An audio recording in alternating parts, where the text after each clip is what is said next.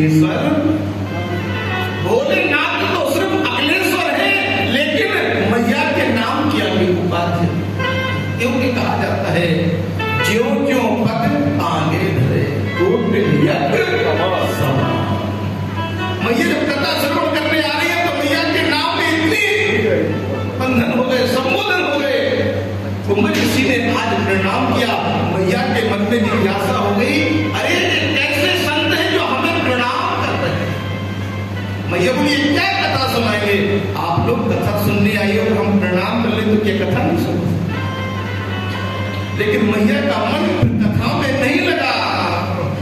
आज कथा सुन रहे हैं भोलेनाथ, राम कथा मुनिमत बखानी और सुनी महेश परम सुख। तो राम कथा बहुत प्रिय है, कृष्ण कथा तो बहुत प्रिय है।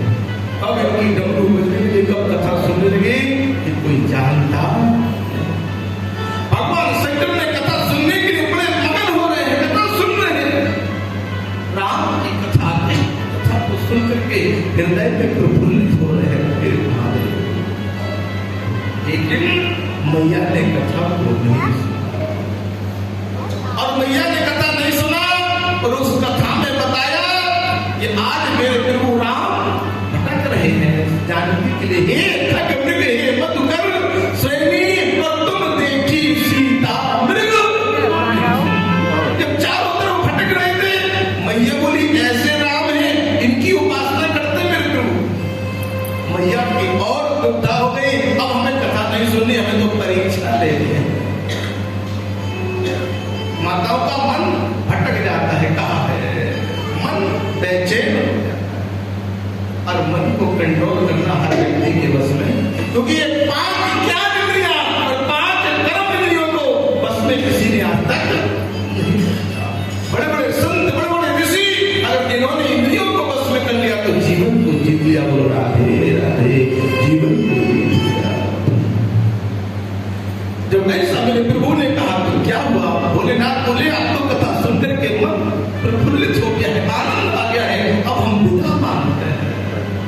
और इसी विदा मांगी तो आज जिन्हें बड़े बड़े शब्दों से उच्चारण किया गया, वो मैया के क्या कहा है कुंभ ऋषि ने कि मुनि सन विदा मांगते पुराण।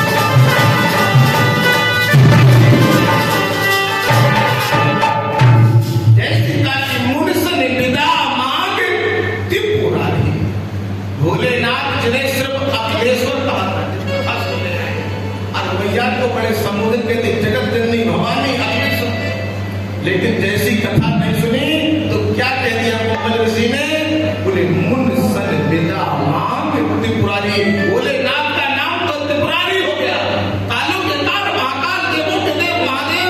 लेकिन मैया को क्या कहा, सुंदर बात, चले भवन संग दक्ष। कुंवारी सिर्फ दक्ष की कुंवारी रह गई, कुछ संबोधन नहीं। एक कथा का कथा में आने के बाद एक चीज बताते हैं, जैसे आप नल के नीचे सीधा कलश रखोगे और नल चलाओगे तो भर जाएगा। कितने भी आपने जीवन में पाप किए हैं, लेकिन महादेव के दरबार में बैठकर प्रसन्न तो हो। लेकिन अगर कथा नहीं भी सुन पाई, और जैसे नल के नीचे उल्टा घड़ा रख दो और उस घड़े पर नल चलाओ तो थोड़ी सी उसमें सीढ़न जरूर आ जाएगी। अगर आप बेमन से भी मंदिर में आ जाओगे तो कुछ तो तुम्हारे पाप भूल ही जाएंगे महादेव की कृपा से। चल दिए। इधर क्या हुई नई अवसर भंजन महिवारा और हरि रघुवंश वीर। फिर वो चल रहे हैं, रास्ते में बैठे क्या देख रहे हैं? भोलेनाथ कह रहे हैं तुम्हारे मन में क्या जिज्ञासा हो रही है?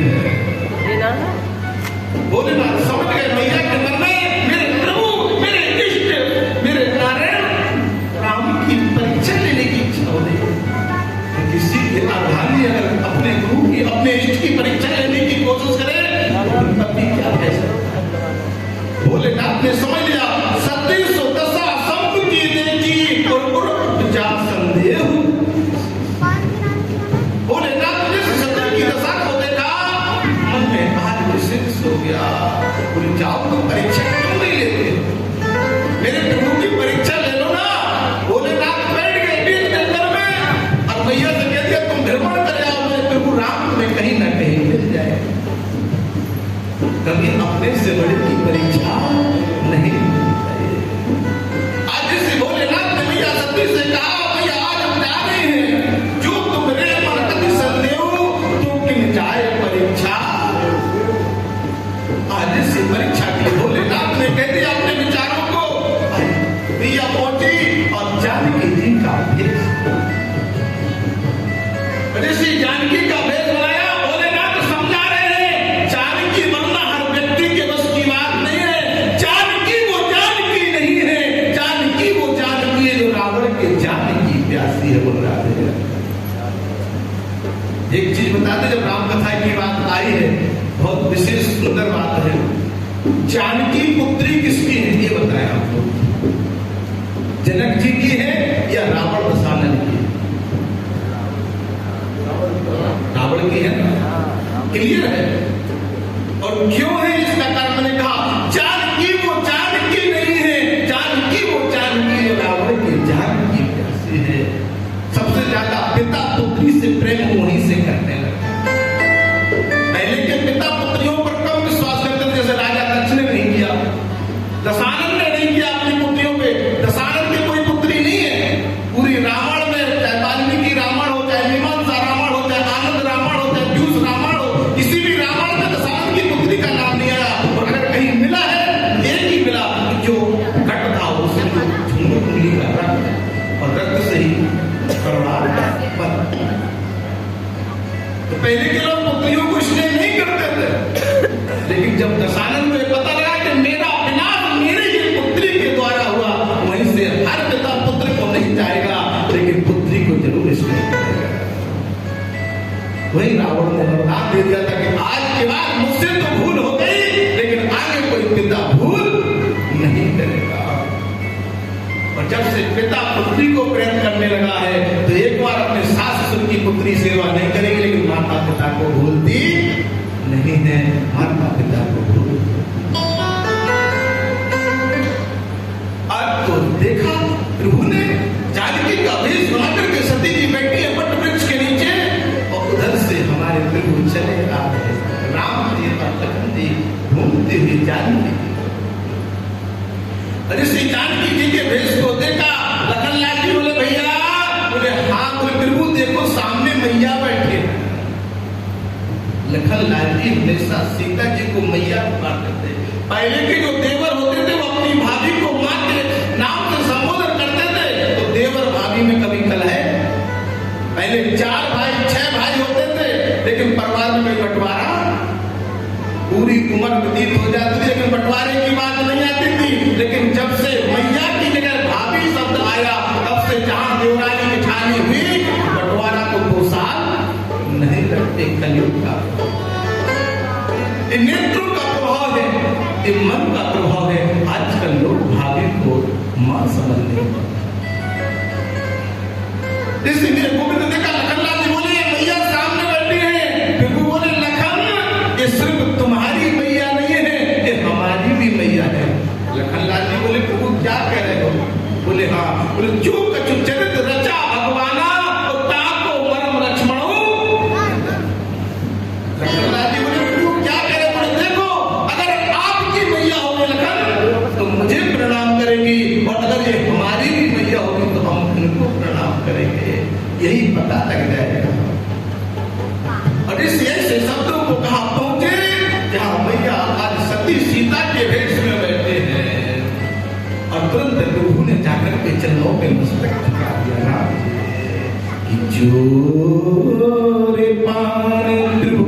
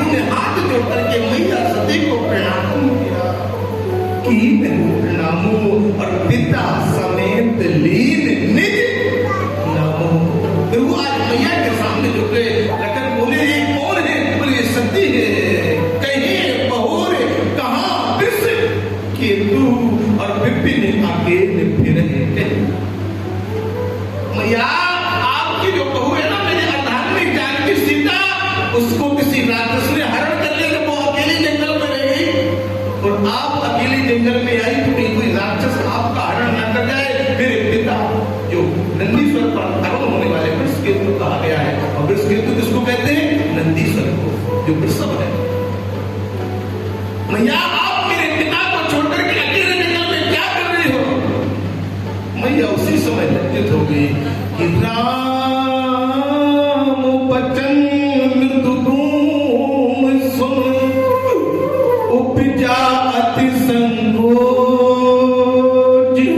सती सभीत महेश पहि चली हृदय बरसो। आज सुबह ऐसा विचार किया हम शांत हो गए,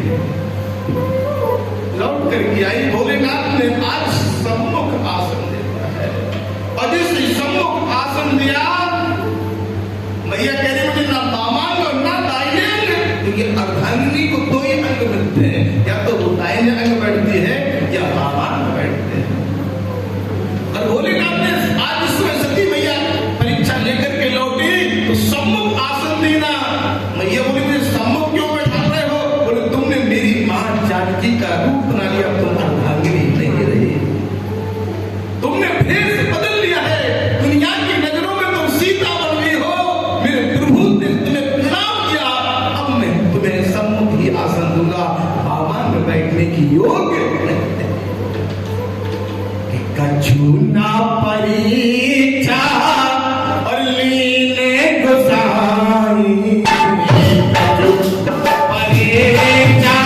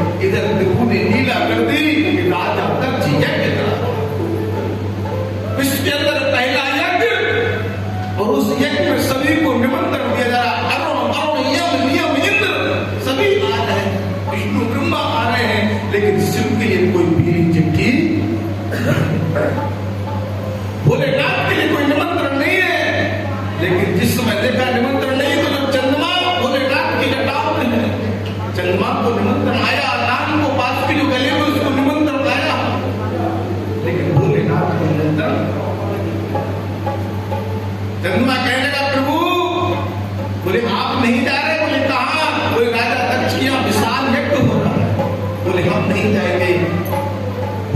से चंपा ने कुछ नहीं कहा, लेकिन मैया सती के पास पहुंच गया। मैया बोले हाँ, बोले आपके पिता यज्ञ करा रहे हैं। मैया को बड़ी खुशी हुई, मेरे पिता यज्ञ करा रहे हैं, निमंत्रण आया होगा। जैसे भोलेनाथ से पूछा, भोलेनाथ बोले अगर हम मना करते हैं तो अभी ये नाराज हो जाएगी। भोलेनाथ बोले तुम चली जाओ, हम नहीं कर रहे। उसे कह दो कि तुम मायके ना जाओ, तो हम गुरु जी से भी नाराज हो तो साक्षात मायके के नारे हर व्यक्ति तैयार रहा था। आओ से पूछ लो, बोलो राधे। आज इसी सती मैया ने कहा क्या कह रहे हो? बोले हाँ, कुछ कड़ों को ले जाओ, और कड़ों को लेकर के आज मैया सती पिता के हाथ पहुंच जाते हैं। और इसी आज पिता के भवन में पहुंचे। आज क्या देखा सामने?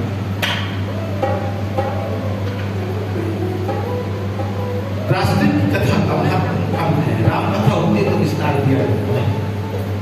जैसे पिता भवन में सती जी पहुंची, क्या होता है कि पिता भवन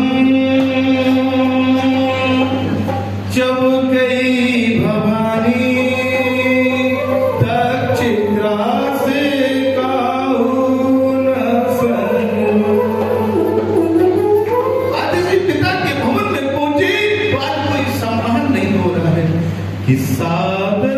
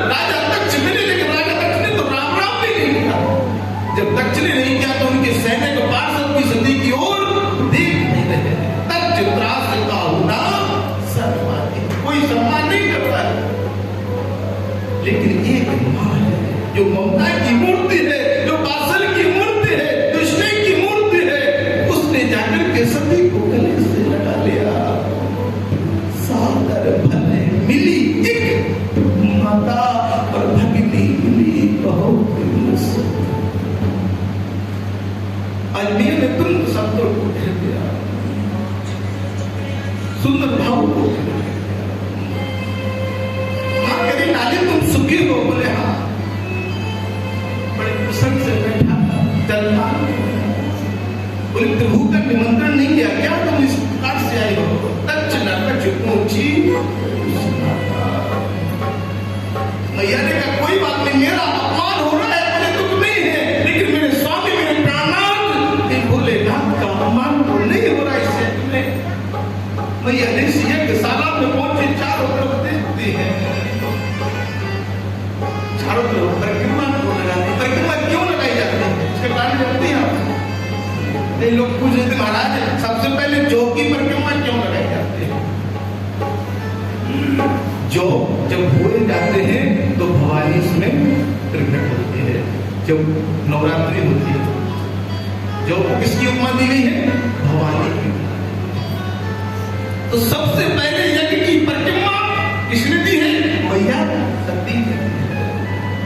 ये विश्व का सबसे पहला यज्ञ जिसमें भोलेनाथ का भाग नहीं था, उसमें मैया ने जैसे परिक्रमा को लगाया, और परिक्रमा लगाने के बाद मैया लेकिन मेरे प्राणनाथ मेरे शंभुनाथ का अपमान।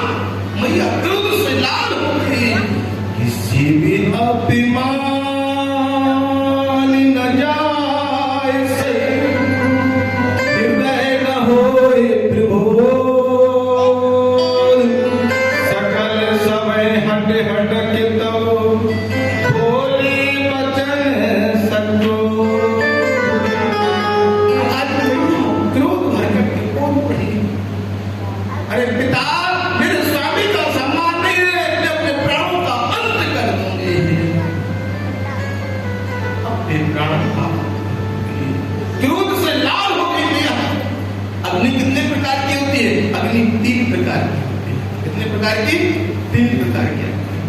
पहली अग्नि होती है जो दावानल अग्नि कही जाती है। कौन सी अग्नि? दावानल अग्नि है, जो दावानल अग्नि दिया सलाई जब जलाते हैं ना तो घर्षण से उत्पन्न होती है, ऐसी पत्थर के घर्षण से दावानल अग्नि जंगलों में उत्पत्ति। एक होती है क्रोध के द्वारा अग्नि उत्पत्ति, जो क्रोध के द्वारा अग्नि उत्पत्ति हो जाए, और एक होती है योग के द्वारा, जब ब्राह्मण मंत्र बोलते हैं तो योग से अग्नि कुछ लोग कहते हैं कि बाबा ने मैया ने अपना अन्न यज्ञ कुंड में डाला, नहीं, मैया ने क्रोध अग्नि में अपने शरीर का त्याग किया है। मैया जल करके समय मैया ने शरीर का त्याग किया तो क्या कहा है कि सती मरत हरो सने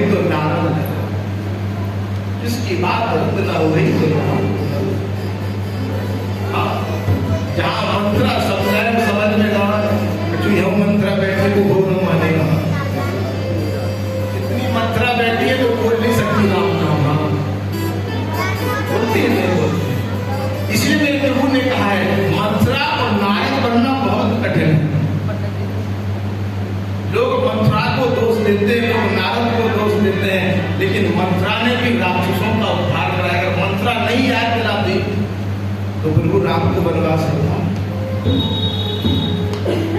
उसने दंड को सह लिया क्योंकि एक वो देवी थी मंत्रा। लोग मंत्रा को कहते हैं उसने गलती की, प्रभु राम को वनवास भेज दिया।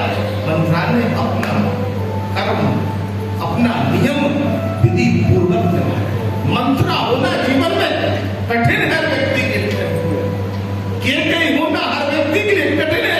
केकई तो राम को सबसे अधिक प्रेम करती थी, लेकिन केकई ने सबसे पहले वरदान मांगा, तापस देश विशेष उदासी 14 वर्ष राम वनवास। मंत्रा अगर नहीं याद दिलाती तो क्या सालन का कल्याण होता? तो जंगल में खड़ दूषण इतने बड़े राक्षस थे, इनका पद होता, मामा हमारे इसका पद होता नहीं होता। ऋषियों की यज्ञ पूर्ण होते नहीं होते। मंत्रा ने कहा मुझे अगर भरत सजा देंगे हम सजा सहन कर लेंगे, दंड के भागी बन जाएंगे, लेकिन इनका संतों का तो उद्धार कराए देंगे। मंत्रा कहती जीव दया सो मम दया कृष्ण कही। ऐसे नारद का मतलब इसकी बात रद्द न हो। नारद राक्षसों को क्यों समझाते हैं कि तुम पाप करो परमात्मा आए, तभी तो नारद पहुंचते थे। नारद जानते हैं कि सुधरने वाले नहीं है, इससे अच्छा है कि इनसे इतना ज्यादा पाप करवा दो, एक बार गुरु को आना पड़े।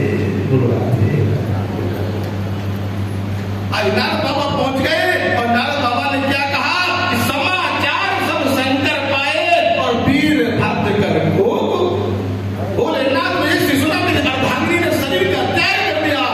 क्रोध में लाभ होकर के अपनी जटाओं से केस को पत्थर पे सिला के दिल पटका